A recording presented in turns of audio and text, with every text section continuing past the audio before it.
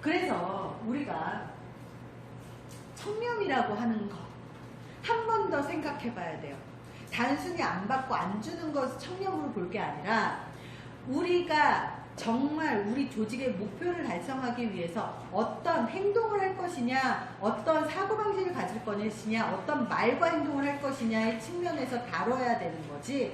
그러려면 좀 더 높은 가치관을 우리가 갖고 있어야 돼요. 돈이나 실적이나 성과의 문제가 아니라. 기업에서는 성과주의 문화가 딱 도입이 되고 나서요, 실제로 1700%, 2000%의 성과가 달성이 됩니다. GM만 하더라도요, 하위 10%는요 계속 잘려나가요. 얼마나 불안합니까? 그쵸? 제가 만약에 이 공공기관에서 하위 10% 계속 잘려나가면 그게 우리의 일상이라면 어떤 생각 들까요? 내가 갖고 있는 예산은 100억씩이에요. 어떤 생각 들어요? 언제 잘릴지 모르니까 이 돈 중에서 먹고 살 준비를 해야지. 이런 생각 안 들겠어요? 그래서 우리 공직자는요, 이 성과주의 문화로 가서는 안 돼요. 물론 성과주의 문화가 있긴 하지만 성과 기준이 돈이어서는 안 되는 거예요. 그럼 뭐여야 해요? 성과 기준은요, 조직의 목표를 얼마나 잘 달성하느냐가 성과의 기준이어야지, 얼마나 돈을 아꼈느냐, 얼마나 실적을 많이 냈느냐가 아니에요. 얼마나 지적을 많이 했느냐가 아니란 뜻이에요. 한번 생각해보면 산재 사고가 많이 일어나는 데를 벌금이 많이 부과가 돼요. 얘네들 신고하겠습니까? 어때요? 신고해요? 심리학적으로 접근을 하면요, 이 경영학적인 접근 방식이 틀린 것들이 많아요. 우리도 예전에 산재 사고가 많은 지역은 페널티 부과했었죠. 그랬더니 우리 어떻게 해요? 산재 사고 있었던 것들을 자꾸 신고를 안 해요. 왜? 지사에 불이익이 있으니까. 그거 지금 없앴죠. 그게 같은 맥락이에요. 신고할 수 있도록 계속해서 유도를 해야 되는 거지, 그걸 갖고 계속 제재를 가하면 이 사람들이 신고하지 않고 계속 공상 처리한다는 거예요. 제가 며칠 전에도 이 민간 기업에서 강의를 하는데요, 민간 기업에서 이 윤리 청렴 강의를 합니다. 윤리 강의해요. 근데 거기에서도 뭐라고 얘기하느냐, 제가 진짜 물어봤어요.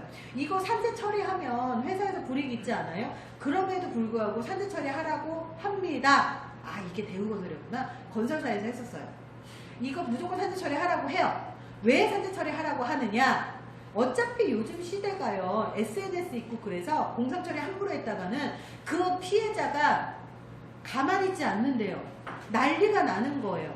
그래서 숨길 수 있는 지금 현재 상황이 아닌 거예요. 그래서 우리가 조직의 목표를 달성하기 위해서 운영을 해야 되는데, 조직의 목표를 어떻게 달성하느냐? 가족이, 부부가 결혼을 하면 부부가 왜 결혼을 하죠? 왜 결혼해요? 행복하려고 결혼하죠? 너무 오래돼서 잊어버렸겠지만 행복하려고 결혼을 하셨어요. 하셨어요. 근데 행복하려고 결혼을 하면 행복한 결혼 생활을 하는 부부들의 특징이 있어요. 심리학에서는 이런 것들이 나와요. 행복한 부부들이 1%밖에 없습니다. 이 부부들이 어떤 대화를 해야 행복하냐, 대화만 딱 1분만 관찰해도 나와요. 여보, 여보 고생 많았어. 오늘 힘들지?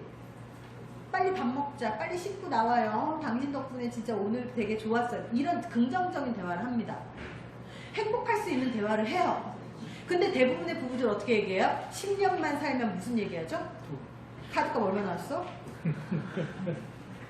행복한 가정을 만들려면 행복할 수 있는 대화를 해야 돼요. 칭찬하고 도와주고 배려하고. 남편은 아내한테도 얘기해야 돼요. 당신도 애 보느라 고생 많았지. 요즘 맞벌이 많아요. 당신도 일하느라 고생 많았는데 애 내가 볼 테니까 잠깐 눈 좀 붙여. 왜 잠이 부족하니까, 엄마들. 이런 얘기를 하면서 배려를 해야 돼요. 근데 무조건 배려만 해야 돼요? 배려를 해야 되는 영역과 지켜야 되는 영역이 같이 있어요. 애를 낳고 나면요, 한 명이 너무 집에 안 들어오면요, 독박 육아가 되기 때문에 굉장히 힘듭니다. 정신적으로, 육체적으로. 그러면 일찍 자기도 들어와가지고 당신도 애 보고 나도 애 봐야지. 집안 살림 많아요. 애 보는 중간에 집안 살림 못해요. 같이 반반 해야 돼요. 근데 어떤 분들은 이래요. 내가 연봉 많으니까 네가 100만원어치 네가 집안 살림 해. 미치죠. 제가 이걸 인문학적인 용어로 개소리라고 얘기합니다. 왜? 같은 공간에 살고 있으면 월급의 고하를 막론하고 같이 치우고 같이 살아야 돼요. 왜? 그건 일종의 룰이에요. 대한민국에 법이 있는데 연봉 많은 사람들은 안 지켜도 되고 연봉 적은 사람 지켜야 돼요? 그거하고 똑같은 맥락이잖아요. 그쵸? 그래서 같이 지켜야 되는 것들이에요. 그래서 규칙은 반드시 지켜야 돼요. 왜? 규칙을 지켜야 되는 책임과 의무가 있고요. 그리고 배려해야 되는 영역이 있어요. 왜? 조직의 목표를 달성하기 위해서. 우리도 마찬가지예요. 우리 근로복지공단에서 조직의 목표를 달성한다는 건 뭐예요? 일단 조직의 목표를 알아야 돼요. 조직의 목표가 뭐예요? 근로자들의 복지를 위해서 있는 공간이에요. 저도 현재는 사업주여서 애들한테 사대보험도 내지만 저는 20대 초반 중반에 직장에서 정리해고 당한 적 있어요. 그래서 정리해고 당해서 실업급여 저도 받아봤어요.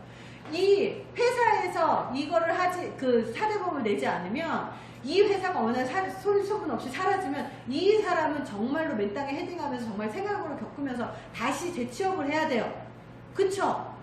이 사람들을 위해서 우리가 존재한다면 이 사람들의 벌금을 부과하기 위한 게 목적이 아니란 얘기예요.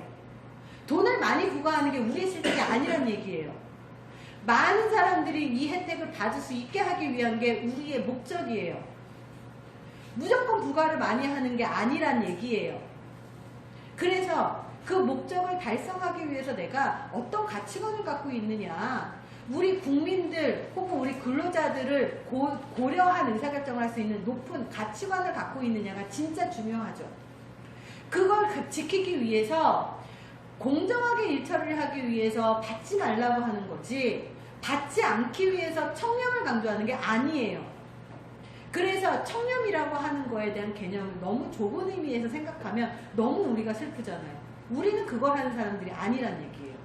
근데 문제는 외부 청렴도는 자꾸 높아지는데 내부 청렴도는 낮아져요. 근데 요즘 얘기 들어보면 외부 청렴도도 낮아져요. 보니까.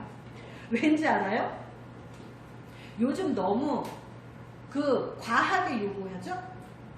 그리고 우리의 룰을 상대방이 잘 몰라요. 저도 지금 재단 승인 때문에 재단 비영리 재단을 하나 만들고 있는데요. 그 담당하시는 분들 답답하고 저도 답답해요. 정관 하나를 고쳐달라고 하는데 정관을 고쳐달라고 저한테 얘기를 해요. 근데 정관 문구를 어떻게 해야 되는지 저 몰라요. 얘기는 했지만 못 알아들어요. 왜? 지식 수준이 다르기 때문에. 아무리 설명해도 못 알아들어요. 그러면 설명을 계속 해야 돼요. 근데 못 알아듣는다고 포기를 하면 돼요? 안 돼요? 안 돼요. 그런 것들이 다 그 청렴도에 반영이 되는 거예요. 내부 청렴도는 왜 낮아질까요? 내부 청렴도도 되게 재밌습니다. 제가 2008년도에 논문에서 딱 한번 엎어진 게 하나 있어요. 그 논문이 뭐냐면 자기 도덕성 평가, 동료 도덕성 평가, 상사 도덕성 평가를 하게 했습니다. 자기 도덕성 평가 어떻게 했느냐? 콜버그의 도덕성 이론으로 했어요. 콜버그의 도덕성 이론이 뭐냐?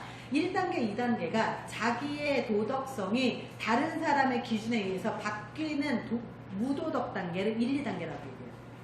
3, 4단계가 새벽 2시에도 빨간불을 지켜서 정지선에 지켜서 설 수 있는 단계를 3, 4단계 시민의식 있는 단계라고 얘기합니다.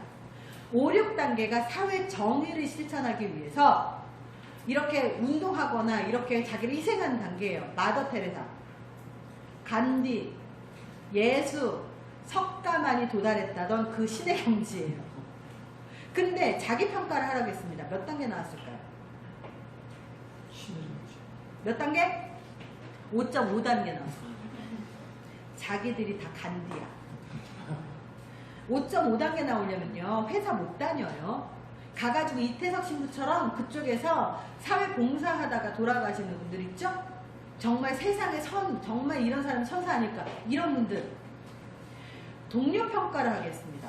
그랬더니 몇 단계 나왔을까요? 4.5단계 나옵니다. 나보다는 조금 윤리 수준이 좀 별로 좋진 않지만 그래도 너는 괜찮아. 왜? 나하고 친하니까 괜찮아. 요거예요. 본능적인 도덕성입니다. 3, 4평가를 하라고 했습니다. 몇 단계 나왔을까요? 여기 지사장님도 계신데 함부로 말하기 어렵죠? 1.5단계 나왔습니다. 1.5단계 나왔어요. 나는 도덕적인데 상사는 비도덕적이야. 이게 진짜 말이 된다고 생각하십니까? 말이 안 돼요. 원래 모든 조직은 그 리더는 도덕적 수준과 윤리적인 수준이 검증되지 않은 사람들은 승진하지 못합니다. 왜? 한 조직을 운영할 건데 도덕적 수준이 검증이 안 되는데 승진을 시키잖아요. 그 조직 전체가 망할 수 있어요. 그래서 반드시 도덕 수준은 검증합니다. 근데 왜 나는 도덕적이고 상사는 비도덕적이라고 판단할까? 밑에 있는 직급들은요, 상사의 의사결정을 절대 이해하지 못합니다. 왜? 우리는 겨우 규칙, 내 옆에 동료와의 관계, 내 업무 기준만 갖고 이야기를 하지만 상사는 우리 조직 전체, 우리 팀 전체, 그리고 지역사회, 그리고 국가, 그리고 기업, 근로자들까지 모두 고려한 의사결정을 해야만 하기 때문에 밑에 직급이 절대 이해할 수 있는 수준이 아니에요. 그래서 자기가 이해하지 못하는 것을 비윤리적이라고 판단하는 겁니다. 근데 문제는 뭐예요?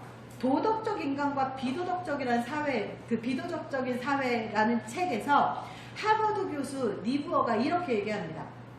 한 개인의 윤리 수준이 아무리 높을지라도 조직의 윤리 수준을 절대 뛰어넘을 수 없다. 그 얘기는 뭐냐?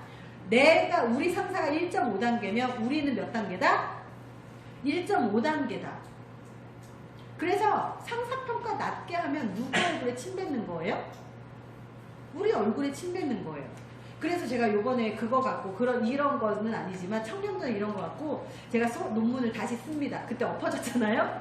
그래서 다시 씁니다. 여기 설문 많이 해주세요. 당분 좀 드릴게요. 어쨌든 다시 합니다. 그래서 이런 청렴이라든지 윤리라든지 이런 것들이 내 수준에서 평가하지 못하는 영역들이 많다.